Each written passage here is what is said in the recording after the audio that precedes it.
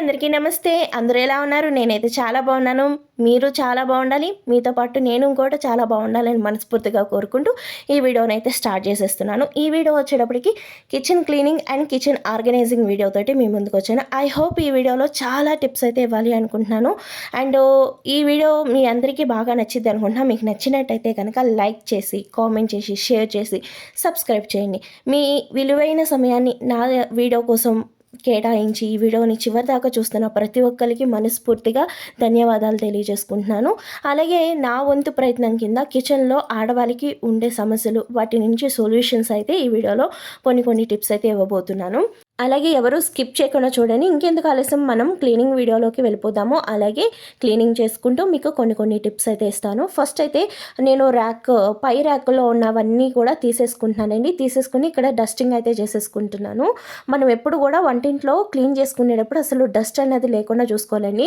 మనం డస్ట్ అనేది లేకుండా చూసుకున్నాము అంటే కనుక మనకి చాలా రకాల బెనిఫిట్స్ అయితే ఉన్నాయి. అవి ఏమేమి బెనిఫిట్స్ అన్నవి నేను ముందుగా చెప్తూ ఉంటాను, ఒకేసారి కాకుండాను.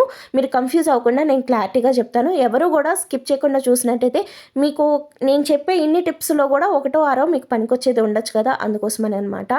ఈ గన్ చూస్తున్నారుగా, ఇది బొద్దింకలకి చాలా బాగా అయితే పనికొస్తుందండి. ఈ కాస్ట్ వచ్చేటప్పుడు కూడా మనకి 120 రూపాయలు ఉంది. చాలా అంటే చాలా బాగుంది. మనకి ఇక్కడ లోకల్ కిరాణా షాపుల్లో వాటిల్లో అయితే మాకు ఇక్కడ దొరకట్లేదు. సిటీల్లో ఉన్న వాళ్ళకైతే దొరకచ్చేమో. అదొకటి తెచ్చుకుని ఇలాగా మనం ర్యాక్స్లో కానీ, పొయ్యి కాడ కానీ, సింక్ కాడ కానీ ఇలాగా ఒక చిన్న డ్రాప్స్ కింద అయితే పెట్టుకున్నాము అంటే కనుక బొద్దింకలు అనేవి రావట్లేదు. వచ్చినా కూడా చనిపోతున్నాయండి. చాలా బాగా అయితే పనికొస్తుంది. ఆ ఒక్క గన్ అయితే మీరు పెట్టుకోవచ్చు అనమాట. అది కూడా చాలా బాగా పనికొస్తుంది. 100% అది వాడచ్చు. అలాగే వెనిగరు, అలాగే నిమ్మకాయ, వంట సోడా కలిపిన లిక్విడ్తో కూడా మనం ఇలాగ కబోర్డ్స్ అంతా కూడా డస్టింగ్ చేసేసుకున్నాక స్ప్రే చేసేయచ్చండి. ఆ స్ప్రే వల్ల కూడా మనకి చాలా రకాల బెనిఫిట్స్ ఉన్నాయి. మనకి నిమ్మకాయ ఫ్లేవర్ కానీ, వెనిగర్ ఫ్లేవర్ కానీ ఆ వాసనకి ఏంటంటే బొద్దింకలు వెళ్ళవండి. అలాగే మనకి బల్లులు కూడా రావన్నమాట. బల్లులు వంటింట్లో ఉంటే ఎన్ని రకాల ప్రాబ్లమ్స్ ఉంటాయి తెలుసా అని. మనం ఒక్కసారి లైట్ ఆఫ్ చేసేసాక అవన్నీ కూడా గ్యాస్ కట్టల మీద, వాటి మీద తిరుగుతూ ఉంటాయి. బల్లి అన్నది మనకి వండుకున్న వంటల్లో కానీ దేంట్లో కానీ పడ్డా కూడా అవి ఎంత డేంజర్ అన్నది మనకి తెలుసు కదా.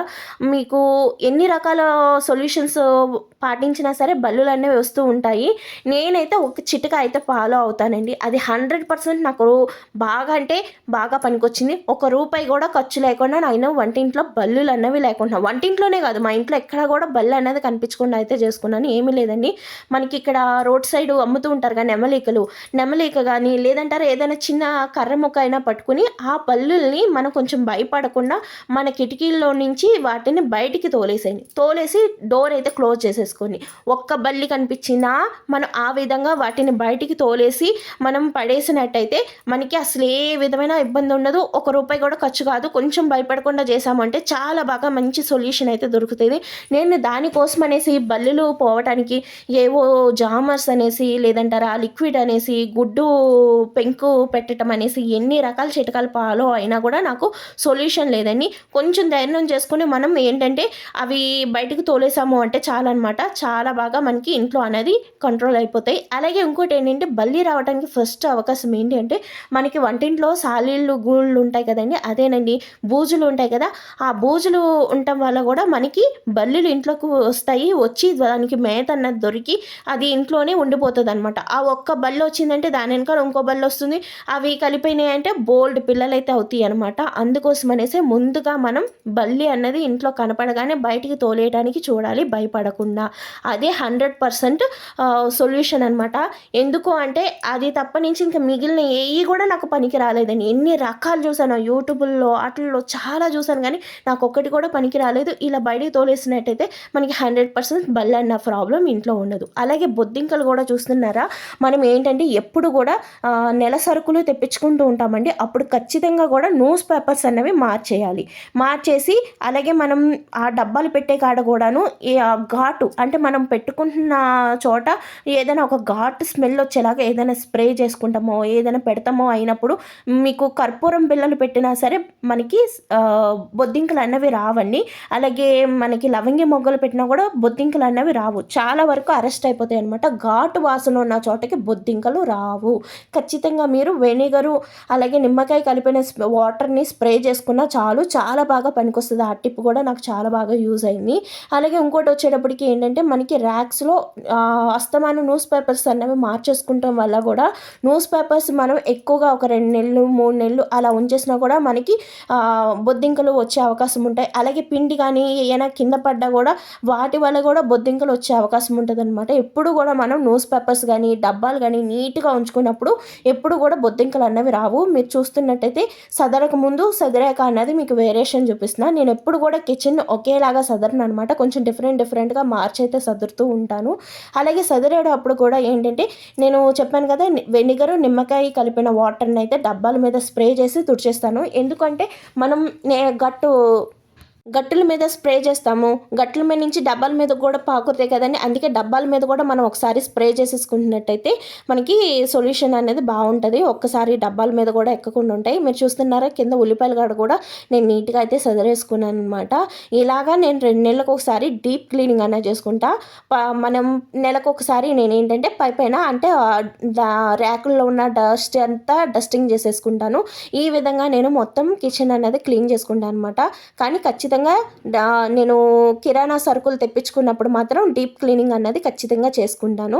మన కబోర్డ్స్లో ఇలా స్పూన్లు వేసుకున్న ర్యాక్ వస్తుంది కదండి, ఇందులో న్యూస్ పేపర్ ఖచ్చితంగా వేసుకొని చాలా వరకు నేను కొన్ని చుట్టాల ఇళ్ళల్లో అక్కడ గమనించింది ఏంటంటే మనకి కబోర్డ్స్లో ఏదైనా త్వరగా పాడైపోయేది ఏదైనా ఉంది అంటే ఈ స్పూన్లు వేసుకునేదండి. ఎందుకంటే మనం ఒక్కోసారి కంగారులో తడి స్పూన్లు అవి వేసేస్తాము. దానివల్ల ఏంటంటే ఇది త్వరగా తుప్పు వచ్చేసి త్వరగా పాడైపోయే అవకాశం ఉంటుంది. అందుకోసం అనేసి మనం ఎప్పుడు న్యూస్ పేపర్ అనేది వేసేసామనుకోండి, ఒకవేళ ఏదైనా మనం ఎమర్జెన్సీలో తడిది వేసేసినా కానీ ఇది ఎక్కువగా పాడవకుండా కొంచెం లైఫ్ అనేది ఎక్కువగా వచ్చేలాగా ఉంటుంది అనమాట. చాలామంది ఏంటంటే న్యూస్ పేపర్ కాకుండా ఇంకా రకరకాల ప్లాస్టిక్ అవి వేస్తుంటారండి. వాటికంటే కూడా న్యూస్ పేపర్ బెస్ట్ అనమాట. ఎందుకంటే తడి పడగానే అది పీల్ చేసుకుంటుంది పేపరు. అదే మనం ఏదైనా ప్లాస్టిక్ అలాంటివి వేసామంటే వాటర్ అనేది పీల్చకుండా ఆ వాటర్ అనేది అక్కడే ఉండిపోయి మళ్ళీ మిగిలిన స్పూన్లు గరిటెలు పాడైపోయే అవకాశం ఉంటుంది. నాకైతే వచ్చేటప్పటికి న్యూస్ పేపరే ది బెస్ట్ అని అనిపించింది అనమాట. మీరు కూడా ఖచ్చితంగా ఇలాగా మన స్పూన్లు పెట్టుకున్న ర్యాక్స్లో ఇలా న్యూస్ పేపర్ అన్నది వేసుకోండి. ఎందుకంటే మనలో చాలా వరకు ఇప్పుడు న్యూస్ పేపర్ అన్నవి వేసుకుంటున్నాం కాబట్టి ఇంట్లో వేయించుకుంటున్నాం కాబట్టి ఇవి బయట స్పెషల్గా కొనాల్సిన అవసరం లేదు. కొన్నా సరే ఏమి ఇబ్బంది లేదండి. మనం బయట ఖర్చు పెట్టే వాటితో పోల్చుకుంటే ఇవి చాలా తక్కువ ఖర్చే. అలాగే దీని నుంచి మనకి ప్రయోజనాలు కూడా కొంచెం ఎక్కువగానే ఉన్నాయి కాబట్టి డెఫినెట్గా ప్రతి ఒక్కరు కూడా న్యూస్ పేపర్ ఈ విధంగా వేసుకున్నారంటే ఈ ర్యాక్స్ అనేవి పాడవకుండా ఉంటాయి. అలాగే మనం వాడుకునే స్పూన్లు అవి కూడా పాడవకుండా ఉంటాయి అనమాట. ఇలాగా నేను ర్యాక్స్ అన్నిటినీ క్లీన్ చేసేసుకుంటున్నాను అనమాట. అలాగే నేను ఇక్కడ కింద అరలో వచ్చేటప్పటికి గిన్నెలు అవి పెట్టించుకోవడానికి అయితే వేసుకున్నాను అనమాట. ఈ గిన్నెలు అవి పెట్టే చోట కూడాను నేను న్యూస్ పేపర్ అనేది వేసుకుంటాను. ఎందుకంటే ఇక్కడ కూడా పాడవకుండా ఉంటుంది. అలాగే మనం ఏమైనా చిన్న గిన్నెలు అవి పెట్టినా లేదు ఏమైనా ప్లేట్లు లాంటివి కూడా మనం బాక్సుల్లో కొన్నిసార్లు ఓపెన్ ప్లేట్స్ ఉంటాయి కదా, అవి కూడా కింద జారిపోకుండా ఉండేలాగా ఇలా న్యూస్ పేపర్ అనేది పెట్టేసుకుంటాను అనమాట. ఇలా న్యూస్ పేపర్ వేసేసుకున్నాము అంటే కనుక మనం పెట్టుకుంటున్న గిన్నెలకి కూడా ఏమైనా తడున్నా కింద పాడవకుండా ఉంటాయి అనేసి అనమాట. ఇక్కడ ఈ ఛానల్కి వచ్చేటప్పటికి చిన్న ప్లేట్లు అలాగే పెట్టుకున్న గ్లాసులు అవి పెట్టుకున్నాను అనమాట. ఇవన్నీ చూస్తున్నారుగా. ఇప్పుడు కిచెన్ క్లీనింగ్ అంతా అయిపోయిందనమాట. ఇంకా నెల సరుకులు అయితే తెప్పించేసుకున్నానండి. నేను ఇవన్నీ కూడా ఎలా నేను డబ్బాల్లో స్టోర్ చేసుకుంటాను అన్నది కూడా చూపిస్తున్నాను. ఏం లేదండి, నేను చూపిస్తాను ఇలా ఈ వీడియోలో చూపిస్తాం వల్ల మీలో కొత్తగా పెళ్ళైన వాళ్ళు కావచ్చు, బ్యాచిలర్స్ కావచ్చు, అలాగే ఎవరైనా కొత్తగా వేరే కాపురం పెడుతున్న వాళ్ళు కావచ్చు, వాళ్ళకి ఒక చిన్న అవగాహన వస్తుంది కదా అన్నట్టుగా ఈ వీడియో కూడా షూట్ చేస్తున్నాను. అలాగే ఇంకోటి ఏంటంటే స్టీల్ డబ్బాలు కానీ గాజు డబ్బాలు కానీ వాడుతున్న వాళ్ళు కూడా కొంచెం ఇబ్బంది అయితే ఉంటుందండి. స్టీల్ డబ్బాల్లో అయితే ఆ పప్పు ఏం వేసాము, అందులో ఏం స్టోర్ చేసుకున్నాము అన్నది తెలీదు. మళ్ళీ దానిపైన స్టిక్కర్ అంటించి రాసుకుని ఎప్పుడు కూడా ఒక సరుకులే దాంట్లో కంటిన్యూగా ఒక్కటే వేసుకోవాలి. మళ్ళీ మార్చి వేరేది ఏదైనా వేయటానికి అవకాశం ఉండదు. అదే గాజువి అనుకోండి, చాలా జాగ్రత్తగా చూడాలి. మన వంటింట్లో హడావిడిగా వంట చేస్తున్నప్పుడు ఏదైనా గొప్పని చేజారినా అందులో ఉన్న సరుకు పాడైపోతుంది, ఆ వస్తువు పాడైపోతుంది. అందుకోసమనేసి నేను గాజువి కానీ లేదంటే స్టీల్‌వి కానీ అంత ఎక్కువగా ప్రిఫర్ అయితే చేయననమాట. ఇంకా ప్లాస్టిక్ వాటిల్లో కూడా మనం ఫుడ్ స్టోర్ చేసుకునేలాగా విధంగా మనకి ప్లాస్టిక్‌కి డబ్బాలు దొరుకుతాయి అనమాట. అవి చూసుకొని అయితే కొనుక్కొని ఇలాగ నేను నెలకి ఒకసారి సరుకులు అనేవి తెప్పించేసుకుంటా. అలాగే నేను స్టోర్ చేసుకునే సరుకులు డబ్బాలు కూడా చూస్తున్నారుగా ఇలా తెల్లగా ఉన్నాయో, ఇలాంటి డబ్బాల్లో మనం స్టోర్ చేసుకున్నట్టయితే మనం ఏమేమి సరుకులు ఎక్కడెక్కడ పెట్టుకున్నాము అన్నది చాలా ఈజీగా అయితే తెలుస్తుందనమాట. అలాగే ఎంతవరకు మనకు ఉంది, ఏ సరుకులు మనం తెప్పించుకోవాలి అన్నది కూడా మనకు ఒక చిన్న అవగాహన అన్నది వస్తుంది అనమాట. తడుముకోకుండా మనం లేకపోయినా మన ఇంట్లో ఉన్న మగవాళ్ళు ఎప్పుడైనా మనం బయటికి వెళ్ళినప్పుడు మగవాళ్ళైనా చాలా ఈజీగా వంట అయితే చేసేసుకోవచ్చు ఇలాంటి డబ్బాలు ఉన్నప్పుడు. ఎక్కడ ఏమున్నాయి అన్నది వాళ్ళకి కనిపిస్తూ ఉంటాయన్నమాట. అలాగే ఇంకోటి ఏంటంటే నేను సరుకులన్నీ తెప్పించాక అన్ని డబ్బాలు కంప్లీట్‌గా పట్టవు. కొన్ని వెచ్చాలు అనేవి మిగులుతాయి కదా! అలా మిగిలిన వెచ్చాలన్నిటిని కూడా నేను ఏం చేస్తానంటే పొట్లాల కింద కట్టేసి ఒక డబ్బాలో అయితే వేస్తాను అన్నిటిని కలిపి. అదే మనం వేరే ప్లేస్‌లో పెట్టామనుకోండి, ఆ మిగిలినయో ఏమున్నాయో మనకొక అవగాహన అన్నది రాదనమాట.